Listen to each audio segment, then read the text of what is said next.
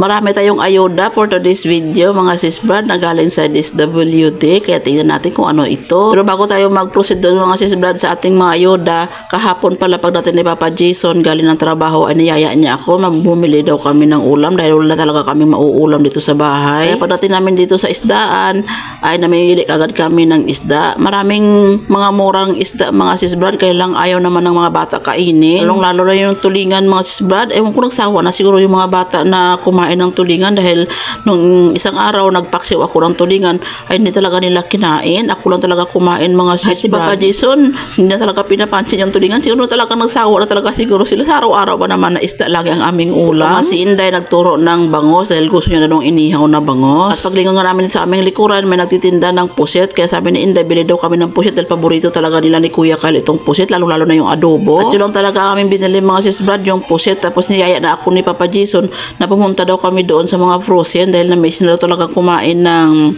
chorizo. O diba kahapon lang ako nag-vlog mga sis Brad na ayaw ko talaga sila masyadong pakainin ng mga frozen, pero si Papa Jason talaga na nag-request talaga mga sis Brad na magkain naman daw kami ng frozen dahil matagal-tagal na rin nga kami nga hindi nakatikim, siguro mga 3 buwan na rin siguro mga sis Brad na hindi kami nakatikim ng chorizo. Habang bumibili si Papa Jason ng chorizo at ayan si Inday niyaya niya ako dito na bumili daw kami ng pritong manok. Gusto kasi namin mga sis Brad na kumain ng pritong manok, bumibili lang talaga kami mga sis Brad dahil sa halagang 10 piso ay mayroon ka ng fried chicken, o diba? Kasi bibili ka ng fresh na manok tapos ikaw pa magpiprito ay magastos na sa mantika at saka kung ano po mga ingredients na ilalagay. Samantalang ito bibili ka, ikakain ka na lang, diba? Halagang 100 pesos ay kasya na talaga sa amin. Fast forward na nga tayo mga sis Brad, kaninang umaga pala ito, pagagising ko, sabi ni Papa Jason ay lutuin ko na daw itong chorizo na kanyang binili dahil gustong-gusto niya na daw na mag-ulam talaga ng chorizo. At ayan na nga mga sis Brad, naluto ko na yung kanyang chorizo. Tapos bumili rin pala sa mga sis Brad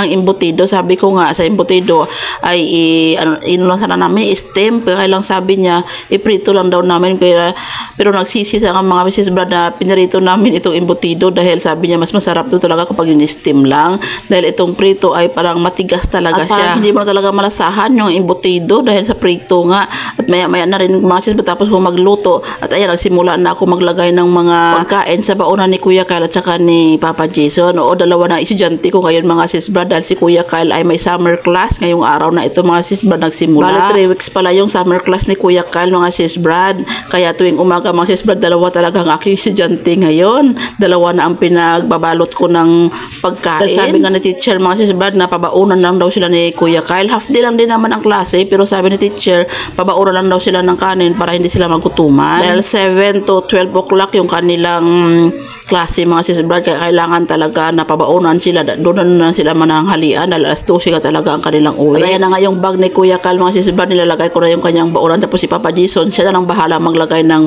baon niya sa kanyang bag. Si Kuya Kyle kasi kumakain pa, si Papa Jason kasi nagmamadali na papasok dahil si Kuya Kyle isasabayan na lang, isa-drop niya na lang doon sa eskwelahan. At binigyan ko na rin ng baon na pera si Kuya Kyle para mayroon naman siyang pang-recess dahil wala nga siyang pang-recess, kanin yung kanyang baon. At pag alis nga ni Papa Jason at saka ni Kuya Kyle mga sis Brad, siguro mga 1 oras na silang nakaalis, may narinig ako na mayroong nagpuputol dito sa harapan ng bahay namin. Tinignan ko yung aking malunggay pala ay pinutol nila dahil nag-clearing yung kurente dito sa amin. Kaya dali-dali ko itong pinangkuha yung mga dahon mga sis Brad dahil nanghihinayang talaga ako dahil dito lang talaga ako kumukuha ng malunggay sa harapan ng bahay namin. Tapos nawala pa, pinutol talaga nila lahat. Wala man lang sila nagtira na kahit isang puno lang na pwede ko pagpagkuhanan.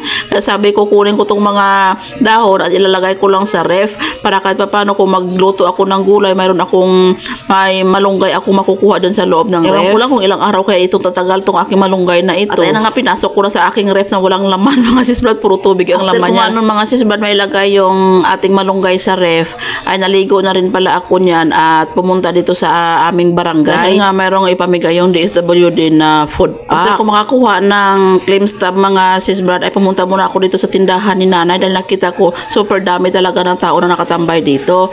Yun pala ay nagmimerienda. Tapos pagpasok ko dito sa loob, ang mga tao dito ay bising-busy. Yung aking mga pamangkin, bising-busy sila dahil marami na talagang bumibili, kaya nagtulong muna ako dito sa pagtitinda habang nag-aantay kami na dumating yung truck na magdadala ng food pack. At pagdating nga ng 2 o'clock ng hapon mga sisbard, at ayan, dumating na nga yung aming pinakaantay. 2 truck talaga mga sisbard na punong-puno talaga ng mga karton. Dahil nga ang aking mga kabaryo mga sisbard, nakapila na kami dyan. Eh siyempre ako, nakapila din ako sa special lane. Siyempre PWD tayo, kaya ang senior citizen at ang PWD ay magkapila lang, kaya doon na rin ako pumila. At ayan na nga, nagsimula na nga silang mamigay. Nakuha na nga namin mga sisbard yung aming isang karton na ayuda, at ayan, umuwi na rin kami ni Inday.